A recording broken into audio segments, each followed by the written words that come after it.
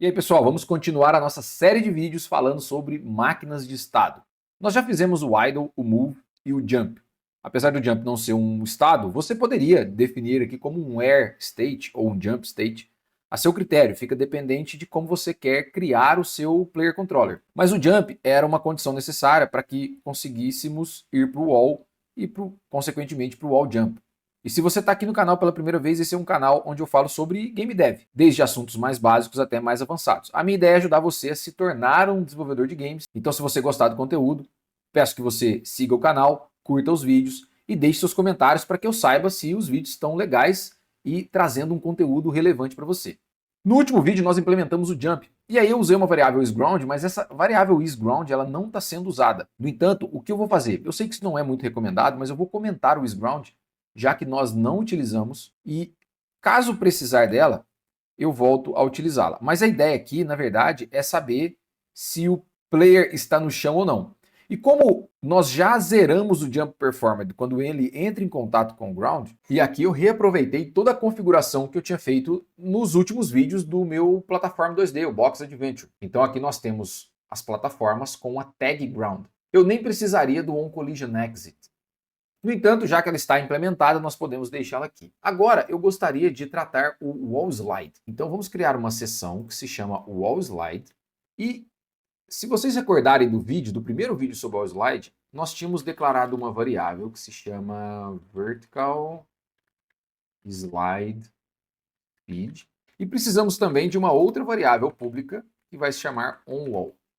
Essa variável pode ser escondida do inspector, do nosso editor. Então agora o que precisamos fazer é, já que temos o OnCollision, vamos tratá-lo aqui, ó.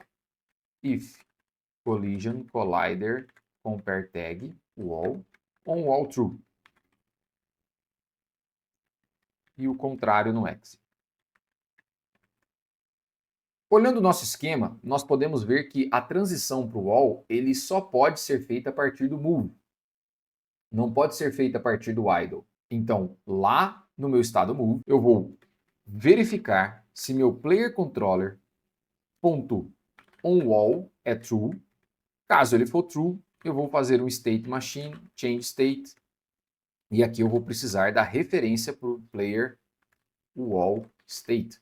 Eu não tenho essa variável ainda. Então, o que precisamos fazer? Primeiro é criar o estado wall state, novo arquivo, player wall state.cs, da mesma forma que fizemos com os demais, player wall state, herda de iState e implementa suas interfaces. Então, o enter do wall, a princípio, ele é vazio, o exit também, e vamos deixar o update por hora vazio. Depois nós voltamos para fazer o vertical slide. Agora nós temos essa variável lá no player controller, precisamos inicializá-la. Então aqui nós teremos um player wall state, player wall state, player wall state, new player wall state, e ele ainda não tem nada, então o construtor é vazio. Agora, lá no move state, nós precisamos dessa dependência. Então aqui passamos a player wall state e player wall state recebe o wall state. Como essa variável ainda não existe, eu posso gerar um campo wall state e posso remover o private aqui. Só por capricho, você pode deixar o private sem problema. Agora eu tenho as variáveis necessárias e as dependências também. Então, a princípio, a transição está feita, está correta. Agora, eu preciso então fazer o slide. Quando eu estiver no wall, ele vai chamar o player slide. Aqui eu vou precisar das mesmas referências que temos no move, por exemplo.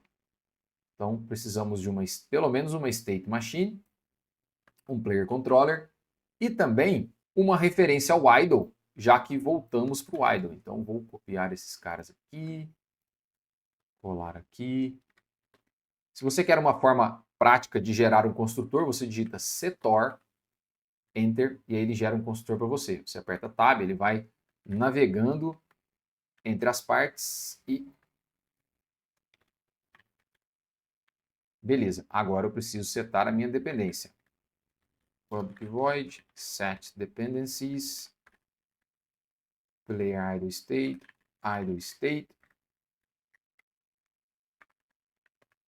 idle state.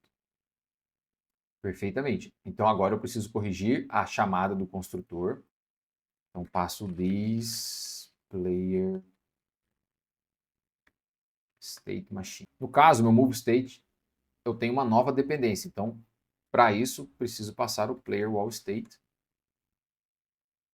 E está tudo certo. Aqui também, vamos aproveitar e chamar o set dependencies do player wall state passando o idle.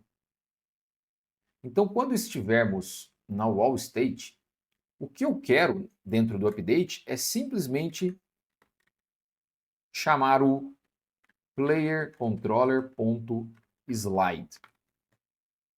Ou, melhor, wall slide. Mas nós não temos também esse método.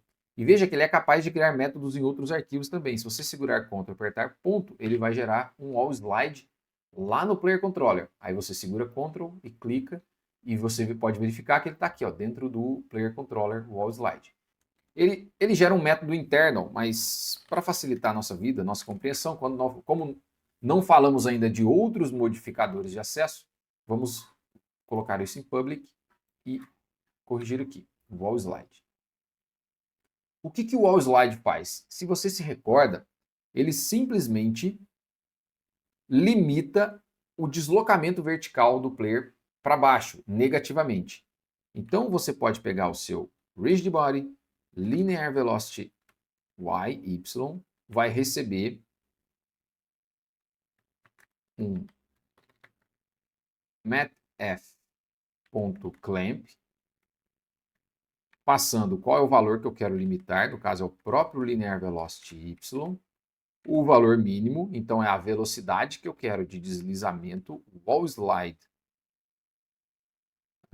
vertical, dei um nome esquisito, vertical slide speed, e o máximo, aqui nós usamos o max value. Se você não sabe o que é o max value, deixa um comentário ou vai lá no vídeo sobre a implementação da lógica do slide que você vai entender.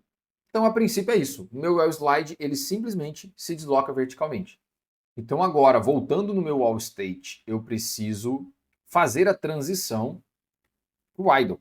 E como que eu verifico se ele está no idle? Já que eu estou na parede, eu preciso entender se ele voltou para alguma outra condição. No caso, o ground. E aqui nós vamos utilizar o ground. Então, se eu fiz você comentar esse código no início, peço desculpas, agora descomente. E aí nós podemos usar o isGround false e o isGround true. E lá em cima nós precisamos descomentar o isGround. Salva. Vai lá no wall state. Ah, detalhe, esse isGround precisa ser também um hide inspector público.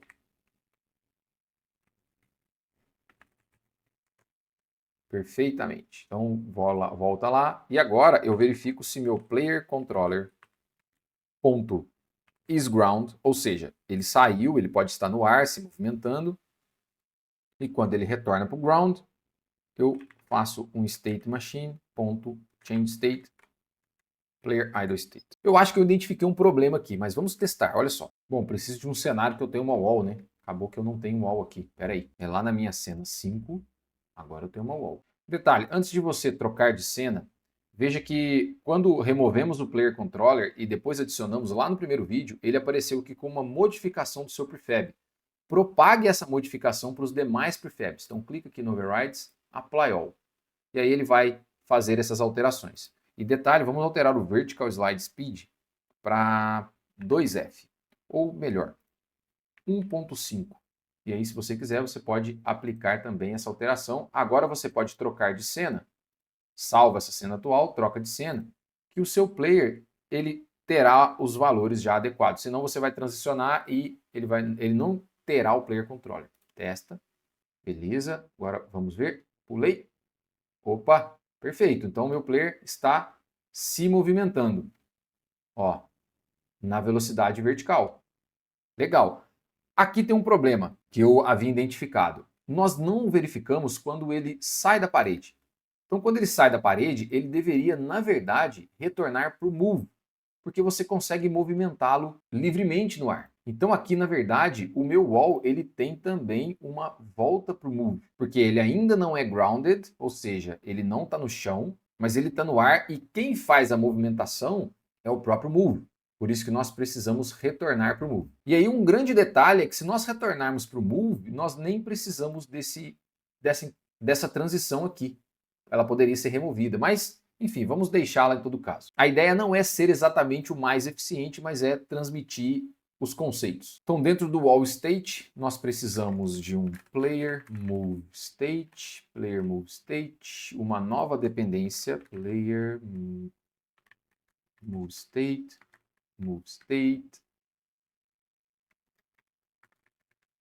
certo? Agora, o que precisamos fazer aqui é, como ele verifica quando ele está na wall e passa para o wall, aqui então eu preciso verificar quando o player controller.isWall ou onWall é falso, eu faço um state machine change state player move state.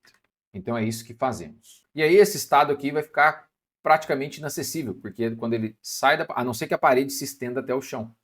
E aí ele pode ser útil. Então lá no player controller vamos corrigir as mudanças, set dependencies aqui, agora eu preciso de um player move state e acredito que é isso, só verificar se nós fazemos o exit aqui, ó. O onWall é falso, perfeito. Então eu vou reduzir levemente essa parede para verificarmos essa condição da transição para o move e nós podemos também verificar no console. Vamos ver.